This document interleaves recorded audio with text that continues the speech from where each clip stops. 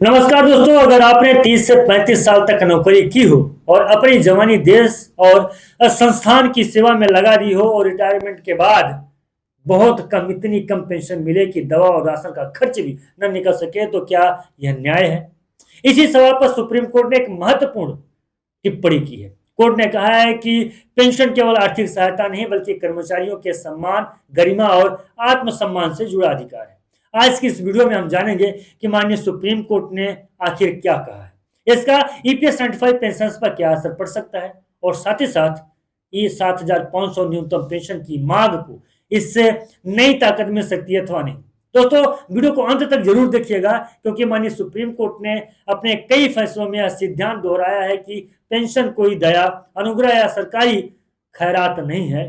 Court का कहना है कि पेंशन कर्मचारियों द्वारा वर्षों तक सेवा जो किया है उनका प्रतिफल है। कोर्ट ने यह भी माना है कि रिटायरमेंट के बाद सम्मानजनक जीवन जीना हर कर्मचारी का अधिकार है। यही कारण है कि पेंशनर्स को केवल पैसे से जोड़कर नहीं देखा जाना चाहिए।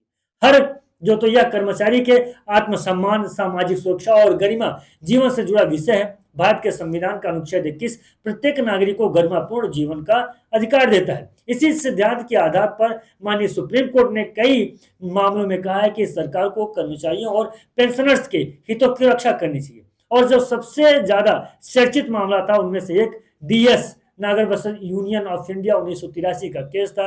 इस ऐतिहासिक फैसले में माननीय सुप्रीम कोर्ट ने कहा था कि पेंशन कोई दान नहीं बल्कि कर्मचारियों का अर्जित अधिकार है। इस फैसले को आज भी पेंशन संबंधी मामलों में सबसे महत्वपूर्ण माना जाता है। अब सवाल आता है कि इसका ईपीएस 95 पेंशनर्स से क्या संबंध है? देश भर के लाखों ईपीएस 95 पेंशनर्स कई वर्षों से मांग कर रहे हैं कि न्यूनतम पेंशन 7,500 रुपए न्यूनतम की जाए, महंगाई भत्ता, डीए उनको दिया जाए और साथ ही साथ में चिकित्सा सुविधा भी उपलब्ध कराई जाए।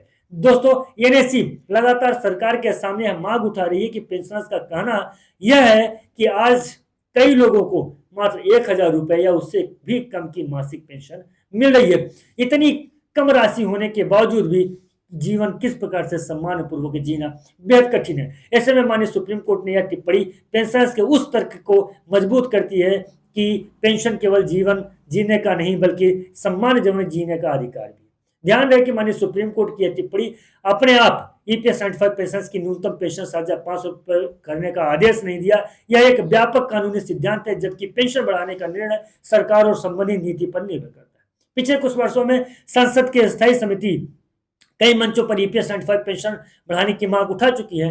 देश भर में हजारों पेंशनर ज्ञापन, धरना प्रदर्शन कर चुके हैं। अब माननीय सुप्रीम कोर्ट की यह सोच की पेंशन सम्मान और गरिमा से जुड़ा हुआ है बात है, इस समय और मजबूत इस बात को बना देती है। हालांकि अंतिम फैसला सरकार की नीति और बजटीय निर्णयों पर निर्भर करता है और इसके बाद ही होगा, इसके पहले तो नहीं हो सकता है, क्योंकि ईपीएस 95 पेंशन धारकों के लिए जिस प्रकार की जो समस्याएं सामने निकल के आती रही है वो यही समस्याएं थी कि ईपीएस 95 पेंशन धारकों की पेंशन वृद्धि को लेकर बजट सबसे बड़ा समस्या निकल बन के आता है। तो ये सारी चीजें, लेकिन जिस प्रकार से माननीय सुप्रीम कोर्ट में आज फैसला आया है, जिस प्रकार से माननीय सुप्रीम कोर्ट ने टिप्पणी की है, वो बहुत ही खास, बहुत ही महत्वपूर्ण, बहुत ही इंपॉर्टेंट है ईपीएस 95 पेंशन धारकों के लिए, क्योंकि ईपीएस 95 पेंशन धारक भी वही बात कह रहे हैं जो माननीय सुप्रीम कोर्ट ने कहा है। क्योंकि ईपीएस 95 पेंशन धारक भी बोल रहे हैं कि सम्मानजनक जीवन जीने का अधिकार हमें है और हम कोई खैरात नहीं मांग रहे हैं, हम अपना ही अधिकार मांग रहे हैं, उनको मिलना चाहिए। और सेम टू सेम यही माननीय सुप्रीम कोर्ट ने भी कहा है। तो दोस्तों, उम्मीद करता हूँ कि वीडियो भी आपको अच्छा लगा होगा, जानकारी भी आपको पसंद आई होगी। तो चैनल को सब्सक्राइब जरूर करिएगा और साथ ही साथ इस वीडियो को ज्यादा से ज्यादा लोगों तक पहुंचाइए, ताकि जितने भी हमारे ईपीएस 95 पेंशन धारक हैं सभी तक की जानकारी इस समय से पहुंच सके। नमस्कार, जय हिंद, जय भारत।